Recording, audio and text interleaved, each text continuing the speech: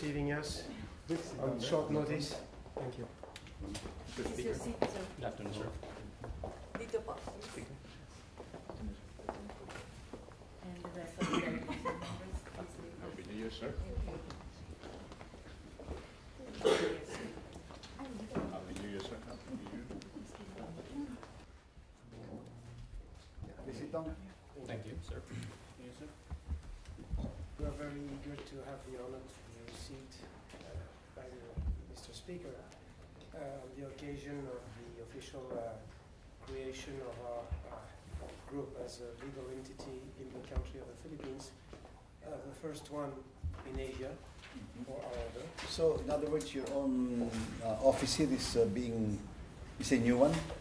Well, it's already been in place for 4 years, but the structures has been built up and formalized this Saturday as an official structure of our order. So this is for us a great moment.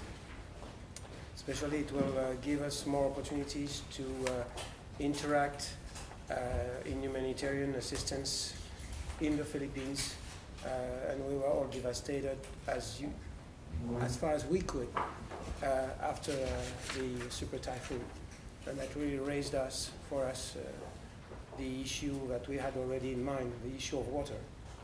And so as we're now focusing on peace and water, those two issues are being entangled with each other. And we do recognize that water is the main problem for life and also a possible source of conflict. So we're starting some projects right now. We're trying to have some apparatus designed and built in the country, because we do not want anything that comes from outside, from where you would be waiting for parts or could not have the maintenance on site. So we're trying to work with Philippines nationals to develop purification systems that would be completely mobile, that would be under the responsibility of our commandery, that would be deployed in cooperation with the reserve forces of your country. As many of my members are themselves reserve officers and commanding officers in the reserves. So we felt that would be a very good partnership, win-win situation. And as a Christian ecumenical order, that's part of our mission. Build bridges between people, between the different religions, between the different countries, work for peace. And, well, I think this is a good opportunity for us to be here. And Asia is a very huge region, and the Philippines for us is crucial. Because we recognize you are the main Christian country in all Asia. We recognize also that you are facing very difficult weather situations, and that also you are facing well, some internal conflicts, I would say. I don't know, on that latter part, I don't know how we could be of any help, but if we can, we will also do something. Last week I was in Jordan, where we had an audience with His Majesty the King, and we were dedicating a new church on the Jordan River, on a piece of land that was given by the kingdom for Christians, just to worship just at the place where Christ was baptized. And so as we had we founded about 50% of that church. This is the Lutheran church that was dedicated. We were, of course, invited. And we also brought an organ for the church. And on the side, we met with a group of Muslim senators. Senators in Jordan are not elected, they're named by the king. And this group of Muslim senators came to us straightforwardly and told us, we just created our own group to defend the presence of Christians in our country. Can you help us? So for us, it's a message of peace that is sent here. And in the Middle East, it's not always the case. So we have good contacts, although we're a Christian organization.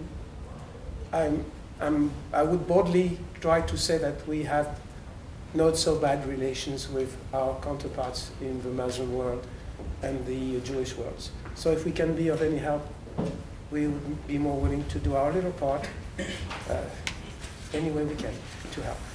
Yes.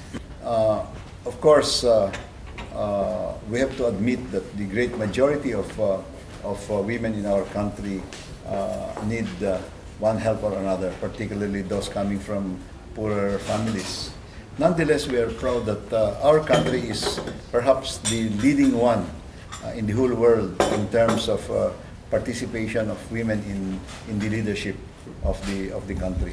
That is, I read that we are, if not the top 3, we are number 1, and in that respect. But nonetheless, the great majority of women are still poor, have to cope with huge families on them. So we have to recognize that despite the fact that women have gone a long way in our country, there are millions still in need of help from everybody. Well, and I would say that it's not only economic, it's also cultural. Of course, we don't think we're going to solve all the problems, but if we can just add a little stone somewhere, we'll be very happy with it. Yes. Yeah, perhaps the Deputy Speaker would like to say something. Of course, I'd like to second the statement of our Speaker that you're most welcome, especially at this time of our political and economic life, where, as you may have read, we've been regularly visited by these calamities here and there, and we really need assistance. My province, Davao Oriental, as the Speaker have said, that it is true that water in the Philippines is like blood, but we need drinking water. Especially my province, Davao Oriental, was once hit by Typhoon Pablo. And last week and until now, we're suffering for a continuous heavy rain. Still going to be. You're still being rained over, isn't it? No. Yeah, it's true. If I may be allowed to speak, sir. Just before coming over to Congress, we were in discussions with Philippine-made, Philippine design. It's patented to even siphon floodwaters or tubig baha, and to make it potable. I've seen it in action, although the only limitation are costs. But as we were discussing, the guy who is leading the organization is looking at lowering his costs in order to make sure that his technology is gonna be it's gonna benefit a lot of Filipinos, or even overseas, where our organization would own part of the earnings from that, and probably raise some needed funds to defray our expenses as an organization. So the only difference that we are trying to propose would be portability. The concept of the SEAL team operation of insertion and extraction, whereby personnel can just carry pelican cases and bring it to the remotest of the remote areas. Pagka ho yung tigulong, if we have trailered water systems, it cannot access the most remotest barangays in our localities, and therefore, coming from the reserve force, we have a lot of manpower who can carry these.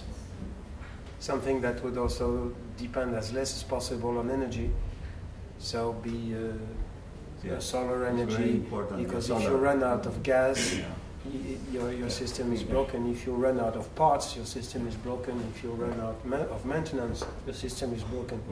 So this is all the issues we're looking at the moment. The proposed doctrine is that we go to the areas even before disaster strikes.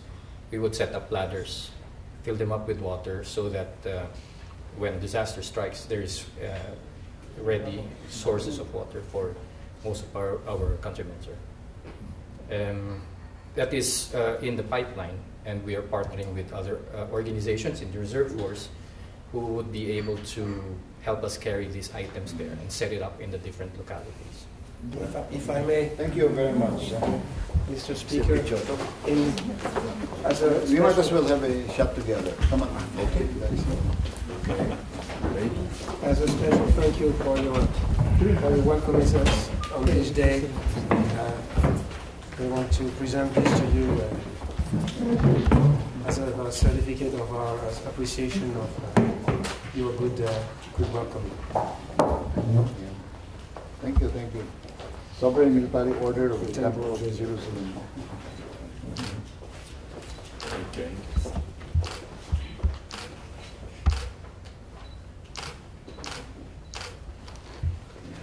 Thank you very much. Oh, yeah. Our own memento of your visit to the house. Thank you very much. Thank you very much.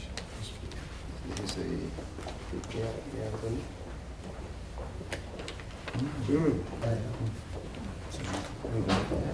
Dalawa. Oh, sorry. Thank you very much. Yeah, it's a symbol of the house. Yes. I will keep it very closely to me. Thank you. Thank you very much. For your Mr. Speaker. Thank you.